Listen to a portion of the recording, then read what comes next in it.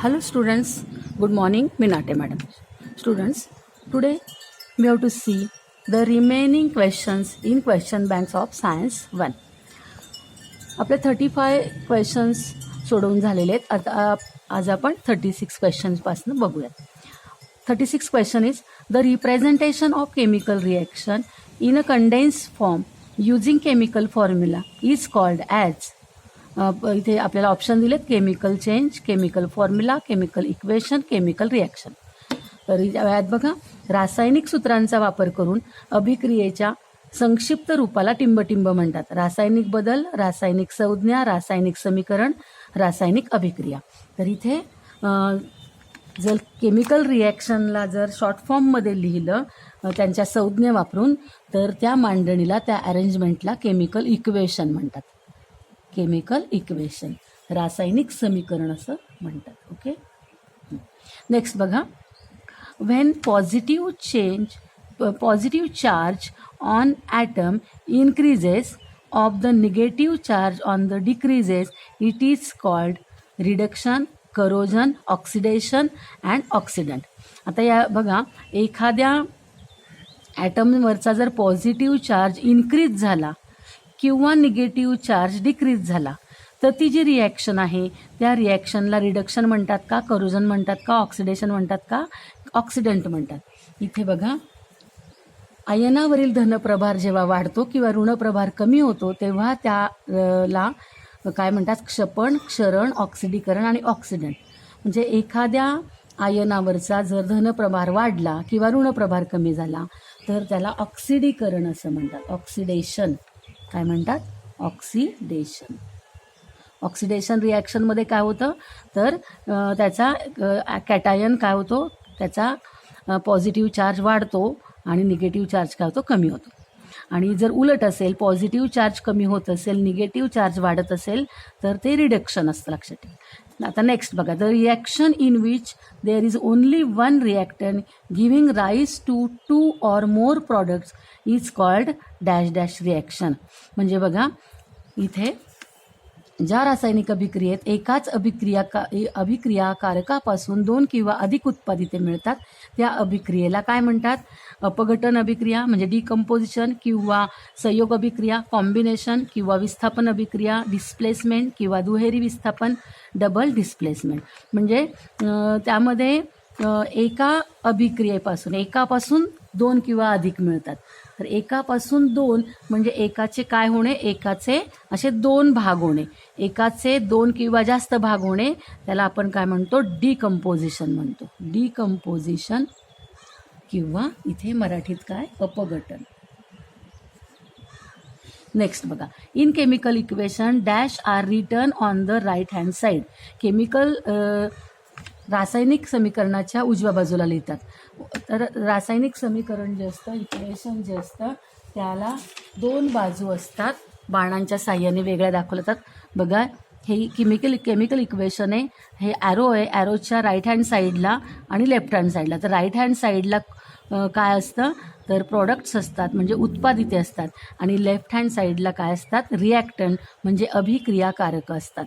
तर left hand side आणि right hand side, इथे अभिक्रियाकारक राईट हँड साईडला प्रॉडक्ट म्हणजे उत्पादिते आणि ह्या साईडला अभिक्रियाकारक म्हणजे काय असतं, तर रिॲक्टंट असतं. Chemical equation in the reactant are written on the left hand side while the products on the right hand side. Okay, product right hand साईडला असतात. मग राईट हँड साईडला कोण असतं, प्रॉडक्ट असतात. प्रॉडक्टला काय म्हणतात मराठीतून, उत्पादिते. नेक्स्ट आता बघा, adding dilute ZnSO4 zinc sulphate into dilute BaCl2 म्हणजे is the example of dash dash reaction. म्हणजे ZnSO4 आणि BaCl2 हे ZnSO4च्या जलीय द्रावणात BaCl2 बेरियम क्लोराईडचे जलीय द्रावण मिसळले तर हे कोणती अभिक्रिया झाली तर बघा ZnSO4 आणि BaCl2 ह्यांच्यामध्ये काय होतं, हा Zn आणि Ba, हे Zn आणि Ba काय करतात, इंटरचेंज होतात. Ba Znची जागा घेतो, Zn Baची जागा घेतो आणि दोघं पण डिस्प्लेस होतात आणि म्हणून याला दोन डिस्प्लेसमेंट म्हणजे डबल डिस्प्लेसमेंट इथे होतं आणि म्हणून या रिॲक्शनला डबल डिस्प्लेसमेंट रिॲक्शन म्हणतात. दोन वेळा इथे डिस्प्लेसमेंट होतं. दोन वेळा डिस्प्लेसमेंट म्हणजे दुहेरी विस्थापन. डिस्प्लेसमेंट म्हणजे विस्थापन. आता आपल्याला केमिकल रिॲक्शनवरचे इतके प्रश्न होते. आता 41 पासूनचे जे क्वेश्चन्स आहेत ते इलेक्ट्रिक करंट या लेसनमधले. आता आपण इलेक्ट्रिक करंट लेसनचे बघूया. Unit of electrical power is, electrical power म्हणजे विद्युत शक्ती, विद्युत शक्तीचं एकक आहे watt. The live and neutral wires have potential difference of, आपल्या घरामध्ये 3 वायर्स असतात. एक लाईव्ह वायर असते, न्यूट्रल वायर असते आणि एक अर्थिंग वायर असते. तर अर्थिंग वायर ही लाईव्ह वायर आणि न्यूट्रल वायर जी असते, वीजयुक्त तार आणि तटस्थ तार ह्या दोन ज्या तारा असतात, लाईव्ह आणि न्यूट्रल, ह्या ज्या दोन तारा असतात, ह्या दोन तारांमध्ये जे पोटेन्शियल डिफरन्स असतं ते ह्या चौघांपैकी किती असतं, 110 व्होल्ट, 202 व्होल्ट, 201 व्होल्ट, 220 व्होल्ट असतं. ते किती असतं, 220 व्होल्ट. आता बघा, dash dash wire is used in an electric bulb. Electric bulb म्हणजे विद्युत दिव्यामध्ये टिंबटिंब ही धातूचं कुंडल असतं. तांबे, टंगस्टन, ॲल्युमिनियम, लोखंड, कॉपर, टंगस्टन, ॲल्युमिनियम, आयन. तर टंगस्टन हे त्याचा आन्सर आहे. विद्युत दिवा जो असतो, विद्युत बल्ब आपल्या घरात सगळ्यांकडे असतो, तर त्याच्यामध्ये बल्बमध्ये जी वायर असते ती कसली असते, टंगस्टनची असते. आणि त्याचा जो मेल्टिंग पॉईंट असतो टंगस्टनचा, तो किती असतो माहिती आहे, तो 3400 डिग्री सेल्सिअस असतो. याचा मेल्टिंग पॉईंट असतो 3400 डिग्री सेल्सिअस. म्हणजे इतक्या मोठ्या तापमानाला तो मेल्ट होतो ही वायर, आणि म्हणून तो बल्ब जो आहे त्याच्यातली टंगस्टनची वायर, याचा मेल्टिंग पॉईंट जास्त असल्यामुळे ती टिकून राहते आणि तो बल्ब खराब होत नाही. जास्त त्याचा मेल्टिंग पॉईंट असल्यामुळे टंगस्टन तिथे वापरलं जातं. Okay, now let's see the 44. The electricity bill specify the usage in kilowatt, volt, joule, unit. वीज बिलामध्ये वीज वापर टिंबमध्ये देतात. आपलं जे वीज बिल घरी येतात, तर ते घरी येतं ना, त्या वीज बिलमध्ये, त्या बिलामध्ये बिल कशात दाखवलं जातं, किलोवॅटमध्ये, जूलमध्ये, व्होल्टमध्ये का युनिटमध्ये. तर तुम्हाला सगळ्यांना माहिती आहे की ते युनिटमध्ये दाखवलं जातं. वीज बिल हे आपलं युनिटमध्ये दाखवलं जातं. 45. The frequency of alternating current AC is, प्रत्यावर्ती विद्युतधारेची वारंवारता टिंबटिंब इतकी असते. AC म्हणजे घरातला AC नाही, तर AC म्हणजे काय, अल्टरनेटिंग करंट. अल्टरनेटिंग आणि डायरेक्ट करंट असे दोन करंट असतात. अल्टरनेटिंग करंट जो असतो तो त्याच्यामध्ये फ्रिक्वेन्सी असते, ते पुन्हा तो करंट चेंज होत असतो आणि ती फ्रिक्वेन्सी त्याची किती असते, 50 हर्ट्ज असते. इथे तुम्हाला 20 हर्ट्ज, 50 हर्ट्ज, 25 हर्ट्ज आणि 75 हर्ट्ज दिले, तर ती किती असते, अल्टरनेटिंग करंटची फ्रिक्वेन्सी 50 हर्ट्ज इतकी असते. आता 46 बघूया आपण. Dash dash switches are use in home to shop when the current in the circuit suddenly increases. हल्ली घरातील विद्युतधारा अचानक वाढल्यास ती बंद करण्यासाठी टिंब कळ बसवतात. म्हणजे आता नवीन याच्यामध्ये आपल्या घरामध्ये जर एकदम व्होल्टेज वाढलं, तर ती विद्युतधारा अचानक वाढली, तर ती अचानक वाढलेली धोका होऊ नये म्हणून ती बंद करण्यासाठी घरामध्ये काय बसवलं जातं, MCA, MCC, MCD, MCB. तर तिथे काय बसवलं जातं, MCB बसवलं जातं घरामध्ये, MCB. नेक्स्ट बघा. A coil made up of an alloy dash dash is used in electric heater cooker as a resistor. Electric cooker आणि इलेक्ट्रिक हीटरमध्ये टिंब या मिश्र धातूच्या कुंतलाचा उपयोग करतात. कोणत्या अलॉयचा उपयोग करतात, स्टेनलेस स्टील, नायक्रोम, तांबे, ब्रांझ. तर इथे नायक्रोमचा उपयोग करतात. म्हणजेच विद्युत शेगडी असेल, म्हणजे विद्युत हीटर असेल, कुकर असेल, तर त्याच्यामध्ये रेजिस्टर म्हणून काय वापरलं जातं, तर नायक्रोम वापरलं जातं. ओके, आता आपलं हे 4th लेसनचे MCQs झालेत. आता इथून पुढे नेक्स्ट लेसन आहे हीट. त्या हीटचे MCQs आहेत बघा. Right hand thumb rule is also called. उजव्या हाताच्या अंगठ्याच्या नियमाला टिंबटिंबचा नियम असेही म्हणतात. न्यूटनचा नियम, न्यूलँड्सचा नियम, मेंडेलिव्हचा नियम आणि मॅक्सवेल क्रुक्स्क्रू रूल असं पण म्हणतात. म्हणजेच आपल्याला माहिती आहे की न्यूलँड्स, न्यूटन, मेंडेलिव्हज हे वेगळे रूल्स आहेत. आणि हा कोणता रूल आहे? राईट हँड थंब रूल कोणता आहे? मॅक्सवेलचा corkscrew rule. Maxwell corkscrew rule म्हणजे कोण? Right hand thumb rule. Okay. आता नेक्स्ट बघा इथे काय आहे? मॅक्सवेल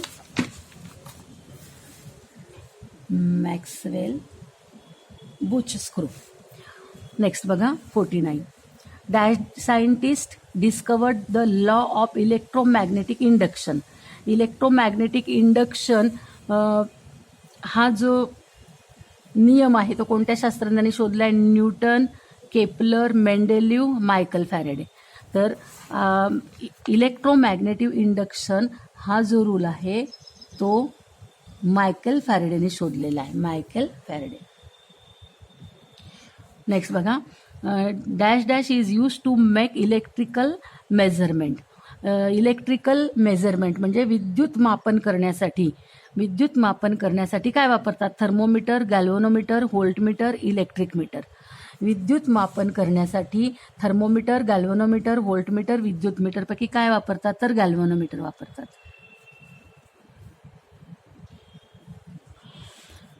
51 बघा. Which of the following substance undergoes contraction when heat is given. खालीलपैकी कोणत्या पदार्थाला उष्णता दिली असता ते आकुंचन पावतं? खालीलपैकी कोणत्या पदार्थाला उष्णता दिली असता ते आकुंचन पावतं? खरं तर तुम्हाला सांगू का, इथून हीट लेसन सुरू झालेलं आहे. हे वरचे 3 जे होते ते इलेक्ट्रिक करंटमधलेच होते. इथून हीट लेसन 51 पासून सुरू झालं आहे. बरं, बघूयात आपण. Which of the following substance undergoes contraction when heat is given. खालीलपैकी कोणत्या पदार्थाला उष्णता दिली असता ते आकुंचन पावते? कोमट पाणी, बर्फ, लोखंड, पारा. Warm water, ice, iron, mercury. म्हणजे हे 4 पदार्थापैकी कोणाला उष्णता दिली की तो पदार्थ कॉन्ट्रॅक्ट होतो, म्हणजे आकुंचन पावतो. तुम्हाला माहिती आहे की कोणत्याही पदार्थाला जर उष्णता दिली तर तो उष्णता दिल्यानंतर तो पदार्थ काय होत असतो? तो पदार्थ प्रसरण पावत असतो. तो पदार्थ काय होत असतो? प्रसरण, एक्स्ट्रॅक्ट होत असतो. पण फक्त 0 डिग्री टू 4 डिग्री सेल्सिअसचं जे वॉटर आहे, या वॉटरला जर आपण हीट दिली तर तो प्रसरण पावण्याच्या ऐवजी तो काय व्हायला लागतो? आकुंचन पावायला लागतो. कॉन्ट्रॅक्ट म्हणजे त्याचं आकारमान कमी व्हायला लागतं. 0 डिग्री म्हणजेच कोण? तर बर्फ. म्हणजे बर्फाला जर आपण हीट दिली, बर्फाला जर आपण कॉन्ट्रॅक्ट केलं, हीट दिली तर तो कॉन्ट्रॅक्ट होतो. हीट दिल्यानंतर तो काय होतो? कॉन्ट्रॅक्ट होतो, म्हणजे आकुंचन पावतो. बर्फाला जर आपण उष्णता दिली तर तो त्याचं आकारमान हे वाढण्याच्या ऐवजी काय होतं? कमी होतं. कारण त्याचं तुम्हाला माहिती आहे नाव त्याचं ॲनोमॅलस बिहेवियर ऑफ वॉटर असं त्याचं प्रिन्सिपल आहे. आता 52 बघा. The melting point of the substance dash due to pressure. आता समजा एखाद्या वस्तूला जर आपण प्रेशर दिलं, त्याच्यावर दाब दिला, तर त्या पदार्थाचा, त्या सबस्टन्सचा जो मेल्टिंग पॉईंट आहे तो कमी होतो का, वाढतो का, तसाच राहतो का? काहीच फरक पडत नाही.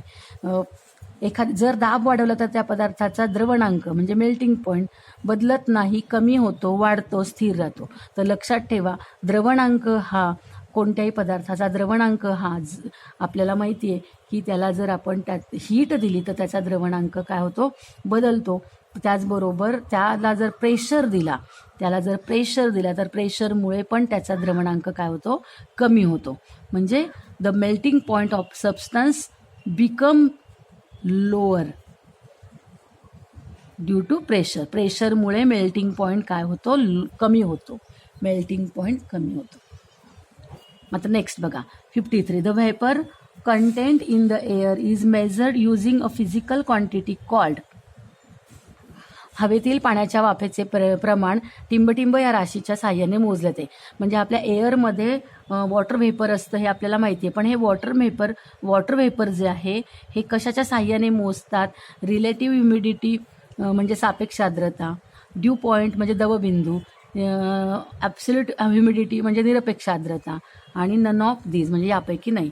तर हवेतील पाण्याचे प्रमाण हे ॲब्सोल्यूट ह्युमिडिटी यांनी मेजर केलं जातं. ॲब्सोल्यूट ह्युमिडिटी म्हणजे निरपेक्ष आर्द्रता याच्या साह्याने मोजलं जातं, या राशीच्या साह्याने.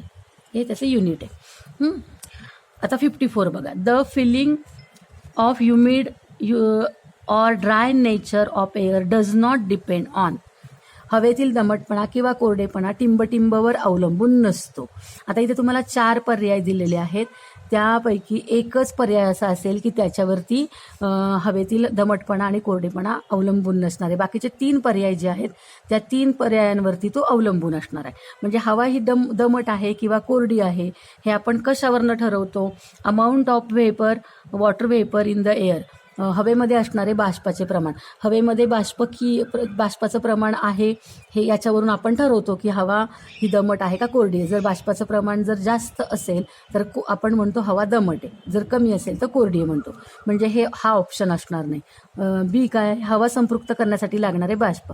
म्हणजे हवेमध्ये जेवढं बाष्प आहे ते पुन्हा इथे व्हेपर आलंय, म्हणजे हे सुद्धा काय आहे? याच्याने सुद्धा आपण हवा ही ह्युमिड आहे का मॉइश्चर आहे, ड्राय आहे हे आपण सांगू शकतो. त्यामुळे हाही पर्याय असणार नाही. हवेचे टेम्परेचर ऑफ एअर म्हणजे हवेचे टेम्परेचरवरनं सुद्धा आपण सांगू शकतो की ती हवा कशी आहे, दमट आहे का कोरडी आहे. हवेच्या टेम्परेचरवरनं आपण सांगू शकतो. त्यामुळे हा सुद्धा पर्याय असणार नाही. हवेचं आकारमान, हवेच्या आकारमानावरून आपल्याला हवा ही दमट आहे का कोरडी आहे हे फील होत नाही. आणि म्हणून the feeling of humid or dry nature of the air does not depend on volume of air. Volume of air हवेच्या व्हॉल्यूमवरती ते अवलंबून नाही आहे. Next 55. Due to condensation of vapour in the air dash dash is form. बघा, हवेतील बाष्पाचे संघनन. Condensation म्हणजे काय? संघनन.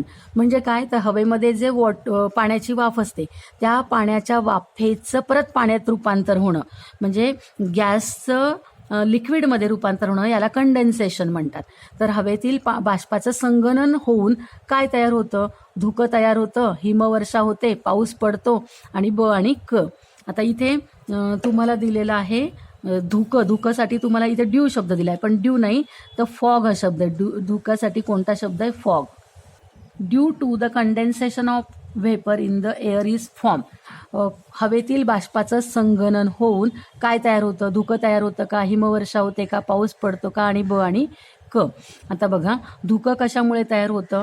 तर हवेमध्ये जे पाण्याचं वाफेचं प्रमाण असतं म्हणजे बाष्पाचं व्हेपरचं प्रमाण असतं हे वॉटर व्हेपरचं प्रमाण वाढलं आणि ते हवा ही बाष्पाने सॅच्युरेटेड झाली, संपृक्त झाली की त्या हवेतील बाष्पाचं काय व्हायला लागतं? पाण्यात रूपांतर होतं. आणि पाण्यात रूपांतर झाल्यानंतर दवबिंदू पडतात म्हणजे ड्यू पडतात, हे तुम्हाला माहिती आहे. नंतर ते जे दव आहेत, ते जे पाण्याचे छोटे छोटे ड्रॉपलेट्स आहेत ते जर समजा धुलीकणांवर साठले तर त्याचं काय तयार होतं? फॉग तयार होतं. आणि म्हणून due to condensation of vapour in the air fog is form. काय फॉर्म होतो? फॉग फॉर्म होतो. स्नोफॉल पडतो का त्याच्यानी? नाही. रेनफॉल म्हणजे पाऊस त्याच्याने पडतो का? तर पाऊस त्याच्याने पडत नाही. बी अँड सी हे पण आन्सर नाही. म्हणून याचं आन्सर काय आहे? हवेतील बाष्पाचे संघनन होऊन धुके तयार होते, तर त्याचं आन्सर आहे फॉग. फॉग हे त्याचं आन्सर आहे. ड्यू शब्द असेल तर ड्यू पण त्याचं आन्सर होऊ शकतं. ड्यू जर तुम्हाला पर्याय दिलेला असेल तर ते पण त्याचं आन्सर होऊ शकतं. लक्षात ठेवा, इथे ड्यू शब्द सुद्धा तुम्हाला येऊ शकतो. ओके, आता नेक्स्ट बघूया आपण. 56. when the temperature of water starts decreasing below 4 degrees Celsius, its volume decreases, increases, remains constant, none of these. पाण्याचे तापमान 4°C कमी झाल्यास तिचे आकारमान कमी होते, वाढते, स्थिर राहते, यापैकी नाही. आता बघा, कोणत्याही पदार्थाला जर उष्णता दिली तर तो पदार्थ प्रसरण पावतो, आणि पदार्थाला जर थंड केलं तर तो आकुंचन पावतो. म्हणजे आकुंचन पावतो म्हणजे त्याचं आकारमान कमी होतं.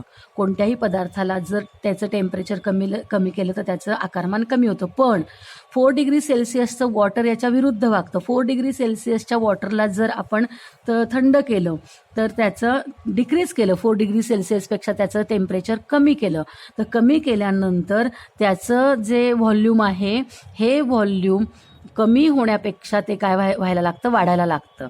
म्हणजेच लक्षात ठेवा, 4 डिग्री सेल्सिअसच्या वॉटरचं टेम्परेचर डिक्रीज जर केलं तर ते टेम्परेचर जसजसं डिक्रीज होईल तसतसं त्याचं व्हॉल्यूम इन्क्रीज होईल. 4 डिग्री सेल्सिअसच्या वॉटरचं टेम्परेचर जसजसं डिक्रीज होईल तसतसं त्याचं व्हॉल्यूम काय होत जातं, इन्क्रीज होत जातं. तर हा कोणता नियम आहे? हा ॲनॉमलस बिहेवियर ऑफ वॉटर आहे. तुम्हाला माहिती, इन्क्रीज उत्तर याचं. म्हणजे 4 डिग्री सेल्सिअस वॉटरचं व्हॉल्यूम हे काय होत जातं, इन्क्रीज होत जातं जर त्याचं टेम्परेचर डिक्रीज केलं तर. ओके, तर हे वाढते. ॲनॉमलीस बिहेवियर ऑफ वॉटर, मराठीतून त्याला काय म्हणतात, पाण्याचे असंगत आचरण असं म्हणतात. आता आपण 57 बघूया. 57. In region with cold climate, the aquatic plants and animals can survive when atmospheric temperature goes below 0 degree Celsius. बघा, थंड प्रदेशातील जलीय प्राणी 4 डिग्री सेल्सिअस तापमानात जिवंत राहू शकतात. याचं रिझन तुम्हाला इथे खाली दिलेले आहेत, त्यापैकी तुम्हाला पर्याय शोधायचा आहे.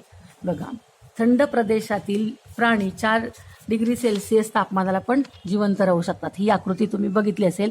हे थंड प्रदेशात समजा इथे तलाव आहे आणि टेम्परेचर याचं 4 डिग्री सेल्सिअस तापमान आहे किंवा त्याहीपेक्षा कमी झालं तरी हे टेम्परेचर किती कमी झालं म्हणजे पाणी किती थंड होतं तरी आतले जे प्राणी आहेत, जलचर आहेत, ते ॲक्वेटिक जे आहेत त्यांचं ते जिवंत राहू शकतात. तर याचं रिझन काय? थंड प्रदेशातील जलीय प्राणी 4 डिग्री सेल्सिअस तापमानात जिवंत राहू शकतात कारण की त्याचं रिझन बघा, तुम्हाला विचारलंय इथे पहिलं दिलंय तुम्हाला, पाण्यावर तरंगणारा बर्फवी संवाहक असतो. म्हणजे इथे बर्फ तयार होतो आणि हा बर्फवी संवाहक असतो. म्हणजे बाहेरचं थंड हवा, बाहेरचं एकदम थंड टेम्परेचर आत येऊ शकत नाही. बर्फाखालील पाण्याची उष्णता वातावरणात जाऊ शकत नाही. याच्यामध्ये जी उष्णता असते ती बाहेर जाऊ शकत नाही या बर्फामुळे, कारण तो कसा असतो, उष्णता विसंवाहक असतो. पाण्याच्या असंगत आचरणामुळे. तुम्हाला माहिती आहे ॲनॉमलस बिहेवियर ऑफ वॉटर, तर हे पण त्याचं रिझन आहे. आणि वरील सर्व पर्याय बरोबर आहे.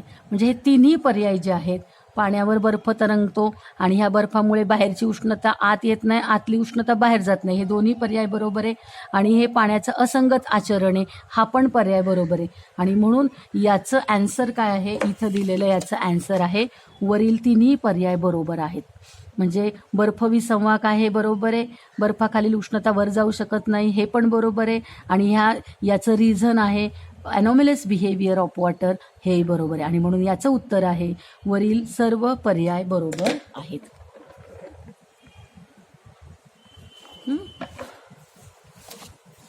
याचं रिझन आहे ऑल ऑफ द अबव. आता बघा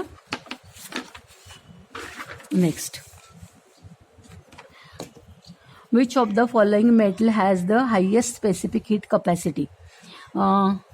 स्पेसिफिक हीट कपॅसिटी कोणाची जास्त आहे? कॉपर, सिल्वर, आयर्न आणि मर्क्युरी. खालीलपैकी टिंबटिंब या धातूची विशिष्ट उष्माधारकता सर्वात जास्त आहे. तांबे, चांदी, लोखंड आणि पारा. तर कुणाची स्पेसिफिक हीट कपॅसिटी जास्त आहे? बघा, आता हा जो चार्ट आहे ह्या चार्टमध्ये स्पेसिफिक हीट कपॅसिटी आपल्याला दिलेली आहे. Iron, copper, silver, mercury. आयर्नची आहे 0.110, कॉपरची 0.095, सिल्वरची 0.056 आणि मर्क्युरीची 0.033. आता याच्यामध्ये कुणाची जास्त आहे? तर आयर्नची ही स्पेसिफिक हीट कपॅसिटी कशी आहे, जास्त आहे. तर हे चारही जे नंबर्स आहेत, चारही नंबर्स तुम्ही लक्षात ठेवायचे, हे पण तुम्ही लक्षात ठेवायचे. यावरही प्रश्न येऊ शकतो. त्यामुळे कुणाची जास्त आहे, आयर्नची स्पेसिफिक हीट कपॅसिटी किती आहे, 0.110 आणि ती ह्या कम्पॅरेटिव्हली या तिघांपेक्षा जास्त. याचा आन्सर 3 आहे. लोखंडाची जास्त आहे. किसलेल्या गोळापासून परत बर्फाचा गोळा बनवतात, हे टिंबचे उदाहरण आहे. आता हे तर खूप फेवरेट एक्झाम्पल आहे की किसलेला जो गोळा असतो, हां बघा, रिग्लेशन.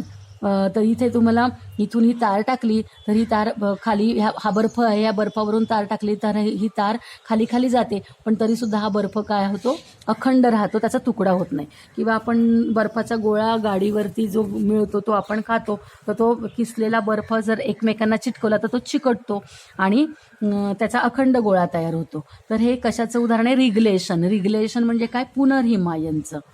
इथे बघा, पुनर्हिमायन म्हणजे बर्फ तुकडे केल्यानंतर तो तुकडा परत जॉईंट होतो दाबल्यानंतर एकमेकावर, त्याला पुनर्हिमायन किंवा रिग्लेशन म्हणतात. आता बघा, विशिष्ट उष्माधारकतेचे एसआय मापन पद्धतीतील एकक टिंब हे आहे. The SI unit of specific heat is joule per kilogram degree Celsius, हे त्याचं एकक आहे.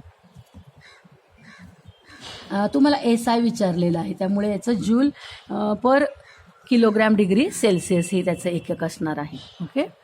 आणि जर समजा सीजीएस असेल तर calorie per gram degree Celsius असं असेल.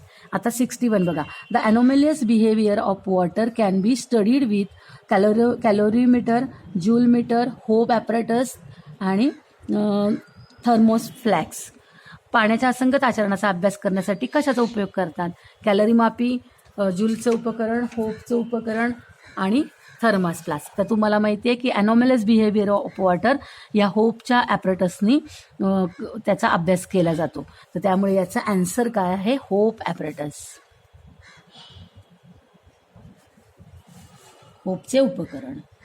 पुढचं बघा, 1 kg पाण्याचे तापमान 14.5 डिग्री सेल्सिअस ते 15.5 डिग्री सेल्सिअसपर्यंत वाढवण्यासाठी टिंब एवढी उष्णता लागते. 4180 joule, 1 kilo joule, calorie 4180 calorie. बघा, the amount of heat necessary to raise temperature of 1 kg of water from 14.5 degree Celsius to 15.5 degree Celsius. तर त्याचे ॲन्सर. आता हे जे आहे, तर इथे बघा तुम्हाला प्रश्न बघा इथे दिलेला आहे की the amount of heat necessary to raise temperature of 1 gram of water by 1 degree Celsius from 14.5 degree Celsius to 15.5 degree Celsius called 1 calorie heat. आता 1 कॅलरी हीट कधी म्हणणार, जर 1 ग्रॅम असेल तर. आणि इथे 1 ग्रॅमच्या ऐवजी 1 kg असेल समजा, सेम डेफिनेशन आहे, पण 1 ग्रॅमच्या ऐवजी 1 kg असेल तर कॅलरी हीटच्या ऐवजी काय म्हटलं जातं, तर 1 किलो कॅलरी हीट म्हटलं जातं, किलो कॅलरी हीट. आता इथे जर तुम्ही बघितलं तर 1 kg आहे, तर 1 kg असल्यामुळे याचा आन्सर 1 किलो कॅलरी पाहिजे, पण आपल्याला इथं 1 किलो कॅलरी पर्याय दिलेला नाही. आता इथे 1 किलो कॅलरी हा पर्याय दिलेला नाही, म्हणजे याचा आन्सर काय आहे, 1 किलो कॅलरी. पण आता 1 किलो कॅलरी म्हणजे काय, तर 1 किलो कॅलरी म्हणजे इथे बघा दिलेलं आहे तुम्हाला, 1 calorie is equal to 4.18 joule. 1 calorie is equal to 4.18 आणि म्हणून 1 किलो कॅलरी काय येईल, 1 किलो कॅलरी हे काय येणार आहे, तर याला 1000ने गुणावं लागेल. 1000ने गुणल्यावर इथं काय येईल, 4180 जूल येईल. ओके नाही, म्हणून आता याचं ॲन्सर काय असणार आहे, 4180 जूल. कारण 1 किलो कॅलरी म्हणजेच 4180 जूल, म्हणजे हे 1 किलो कॅलरी हेच ॲन्सर आहे खरं तर याचं. पण आपल्याला पर्याय 1 किलो कॅलरी दिलेला नाही आहे, म्हणून त्याचं ॲन्सर आहे 4180 जूल. कारण इथं कोण आहे, 1 kg आहे, 1 ग्रॅम असतं तर याचं ॲन्सर 1 कॅलरी आलं असतं. बघा आता इथं काय ॲन्सर येईल, 4180 जूल. तर 4180 जूल म्हणजेच किती, म्हणजेच 1 किलो कॅलरी.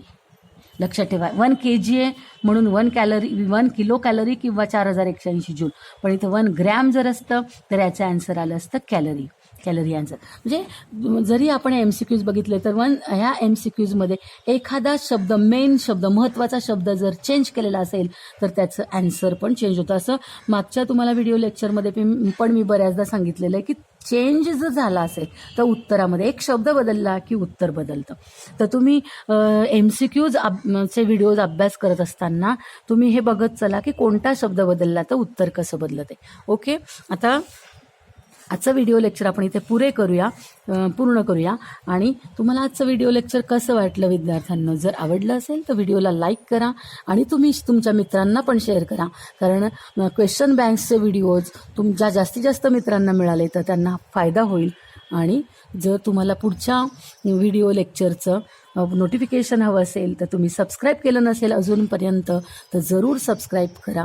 थँक्यू. आणि तुम्हाला मोस्टली रिक्वेस्ट आहे की जास्तीत जास्त विद्यार्थ्यांपर्यंत तुम्ही हे व्हिडिओज पोहोचवा आणि त्यांना सबस्क्राईब करायला सांगा. थँक्यू.